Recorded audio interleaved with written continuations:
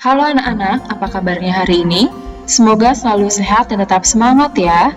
Di video kali ini, kita akan belajar mengenai sistem peredaran darah, tema 4, subtema 1, muatan IPA.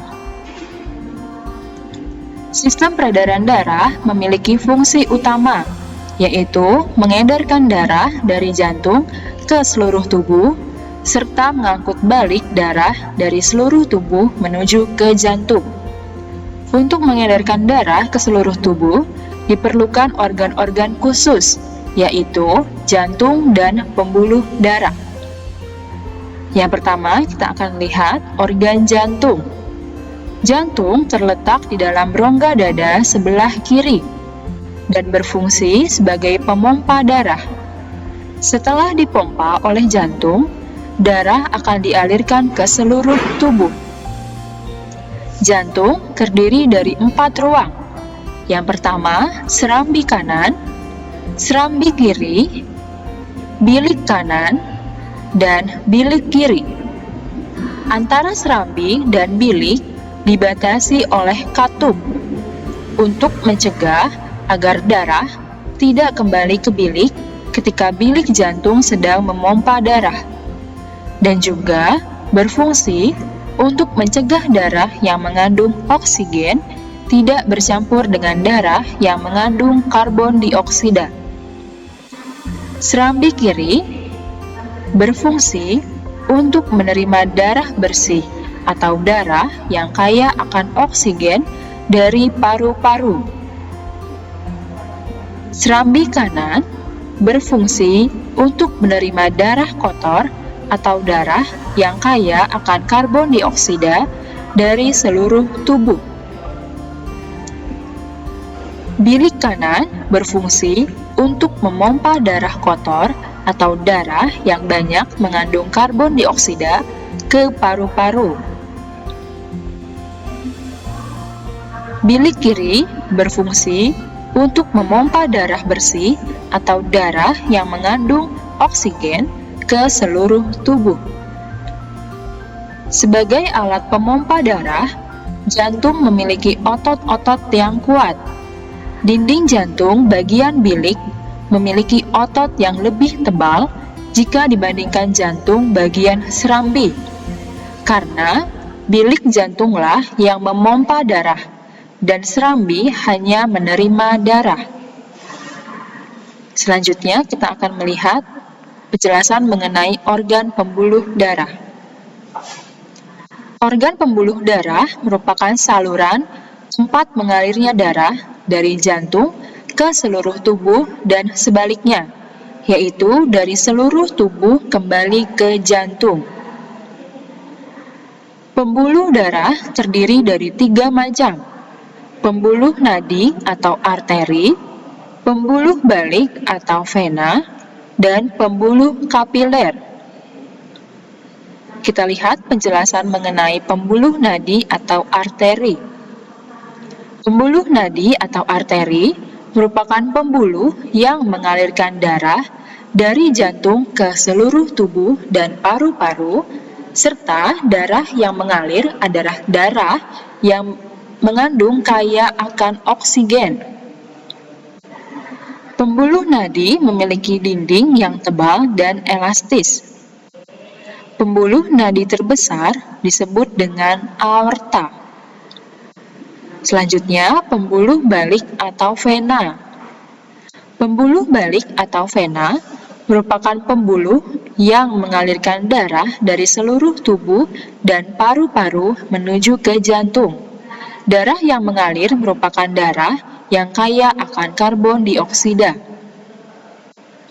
Pembuluh balik atau vena memiliki dinding yang tipis dan tidak elastis, tetapi memiliki katup. Selanjutnya, ada pembuluh kapiler. Pembuluh ini sangatlah halus dan langsung berhubungan dengan sel-sel tubuh. Pembuluh kapiler merupakan pembuluh yang berasal dari pertemuan ujung pembuluh nadi yang terkecil dengan ujung pembuluh balik yang terkecil. Di dalam pembuluh kapiler terdapat pertukaran oksigen dan karbon dioksida. Selanjutnya, kita akan lihat bagaimana sistem peredaran darah manusia. Sistem peredaran darah pada manusia terdiri dari dua macam. Yang pertama, sistem peredaran darah kecil dan sistem peredaran darah besar. Pada sistem peredaran darah kecil, darah mengalir dari bilik kanan menuju paru-paru melalui arteri paru-paru. Di dalam paru-paru terjadi pertukaran darah yang mengandung karbon dioksida dengan darah yang mengandung oksigen. Darah yang banyak mengandung oksigen akan kembali ke jantung melalui vena paru-paru dan melewati serambi kiri. Lalu, sistem peredaran darah besar. Darah yang banyak mengandung oksigen akan mengalir dari bilik kiri jantung ke seluruh tubuh melalui aorta atau arteri besar.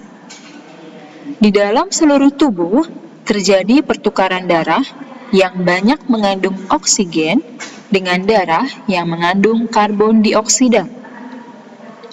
Darah yang mengandung karbon dioksida akan kembali ke jantung melalui vena dan melewati serambi kanan. Selanjutnya, kita akan lihat sistem peredaran darah pada hewan. Sama seperti halnya manusia, hewan juga memiliki sistem peredaran darah. Darah yang mengalir akan mengangkut nutrisi ke seluruh organ tubuh dan sisa metabolisme dari berbagai jaringan yang ada di dalam tubuh. Sistem peredaran darah pada hewan terdiri dari dua macam. Yang pertama, sistem peredaran darah terbuka dan sistem peredaran darah tertutup. Sistem peredaran darah terbuka merupakan peredaran darah yang mengalir dari jantung ke seluruh tubuh tanpa harus melewati pembuluh darah. Tekanan darah yang dihasilkan dari kontraksi jantung cukup rendah. Oleh karena itu, sari makanan yang terdorong akan mengalir lebih lambat. Contoh hewan pada sistem peredaran darah terbuka adalah serangga, yaitu belalang. Lalu, sistem peredaran darah tertutup.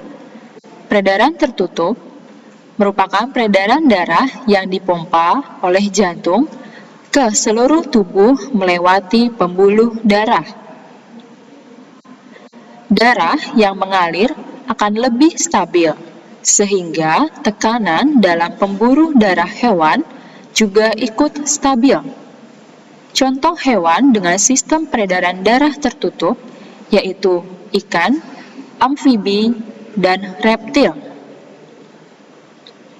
Sekian penjelasan kita mengenai sistem peredaran darah.